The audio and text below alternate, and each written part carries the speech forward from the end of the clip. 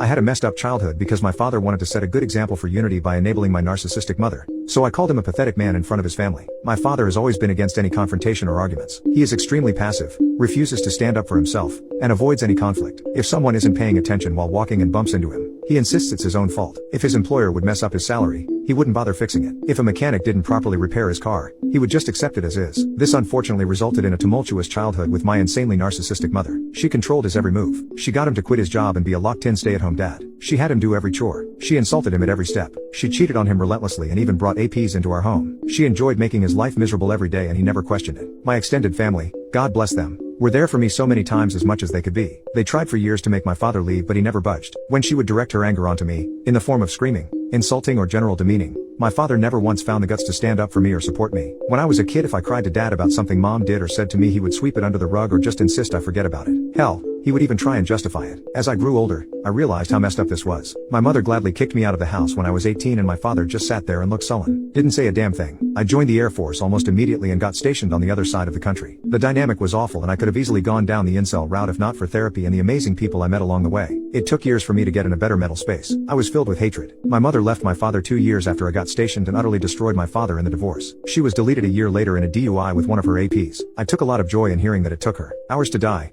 and that's when I really knew I needed help to process things. I'm almost 30 now, have a girlfriend who is perhaps the best thing to ever happen in my life, and fully understands the situation with my family. I have learned not to allow myself to be consumed with anger and resentment by my past and instead put that energy into my future. I have been extraordinarily low contact / near no contact with my father since I left. As much as I try, I cannot make that connection with him. I recently went to a family reunion and brought my girlfriend with me. My father was there as it was his side of the family. They have many issues with him but he is family so whatever I guess. I made sure to avoid him. I was chatting with my uncles when I heard my father talk in the background. He was discussing how a coworker of his was going through a divorce as he discovered his wife was having an affair, and was positioned to have a very favorable divorce on his side. My father remarked how his coworker should work instead to forgive his wife and by his own words set a good example for unity and forgiveness, and how he believed he set a great example for me to that extent. I swear it was like a switch went off in my head and I was mentally back to being the rage-filled 18-year-old. All these years and he never learned a damn thing. I turned to him and asked if he was effing serious. He looked at me and started to stutter. I know the next minute was pure word vomit and I can't relay it perfectly, but to sum it up I shouted how he was a pathetic father, a pathetic man. His family all know he's a disgrace of a human being who would rather his son be treated like poop than defend him because he's a effing coward. No one would ever see him as an example to live by. His wife would rather F half the neighborhood than even touch him,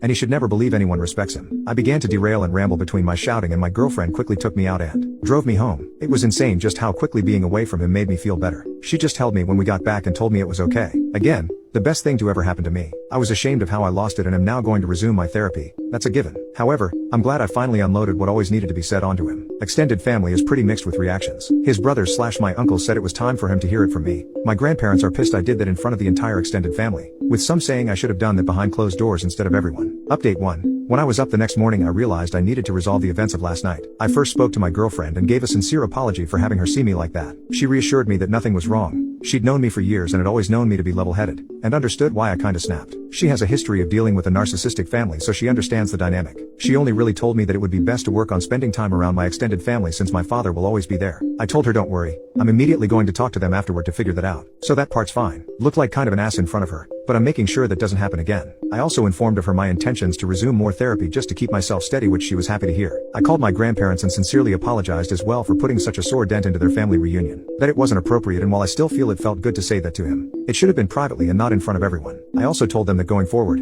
as much as I love spending time with them, since the family always hangs out in one group that my father will always be in, for now until I can handle being around him, I need to distance myself, occasionally until I feel comfortable interacting. I told them that I am nor would I ever be establishing an ultimatum or demands of them, and that, either way, I need to step back. I guess during my apology and explanation I was kind of just going on a tangent because my grandfather interrupted me to calm down. He told me that after I left, people kind of separated or slowly started leaving, and they eventually were able to talk to my father one-on-one. I guess seeing me have such a freak out resulted in my grandmother having a mini freak out of her own when she started talking to my father, resulting in her kicking him out. While I have a great relationship with both, my grandmother has always been extra protective of me, so seeing me that way must have set off a fire in her. My grandfather then said that it has become a bit of an open family secret of my father's failing. His brothers taunt him about it and generally don't have a great relationship with him. And for my grandparents, it's always just uneasy. But seeing me the other day and how it still affects me so much has liked in for a lot of people that it was really bad. They began to try and say sorry if they didn't do enough, which I very adamantly retorted that they did more than what anyone could have expected. It was very emotional for a minute, but culminated in them telling me that they have decided to distance themselves from my father for the time being, and have given him the ultimatum that unless he has a deep introspective and regularly goes to therapy, distance may become permanent. My extended family, I've been told, are going to try and reach out or call or whatever, but I asked them if they could relay to them that it's not necessary and that I'm fine, and am sorry to them as well for ruining the day, which again,